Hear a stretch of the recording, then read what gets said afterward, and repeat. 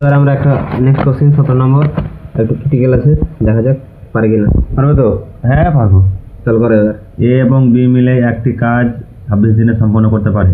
এ একা কাজ এটি 52 দিনে সম্পন্ন করতে পারে। যদি বি 50% ক্ষমতায় কাজ করে তবে এ এবং বি মিলে কাজটি করতে কতদিন সম্পন্ন লাগবে?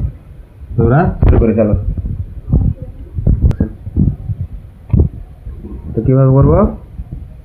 এ এবং এ প্লাস বি মিলে কাজটি সম্পন্ন করতে লাগে 26 দিন, আর একা এ কাজটি করতে সম্পূর্ণ 52 দিন লাগে।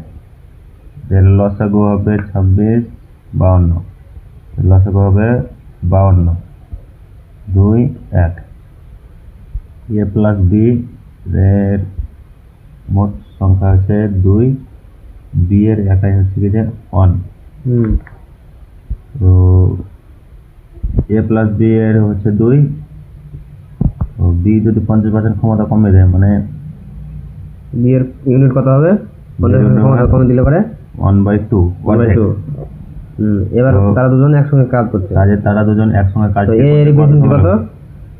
1 প্লাস আর বি এর কত? 1/2। বি এর হচ্ছে 1/2। এবার তারা দুজন একসঙ্গে কাজ করছে, এ প্লাস বি এর টোটাল এফিসিয়েন্সি কত পাবো? প্লাস বি এর টোটাল হবে দুটো ক্লাস হবে করব 3/2। তারপরে এবার কি করব? এরপর ভাগ করতে হবে। এ প্লাস বি ইন্টু 52/3/2।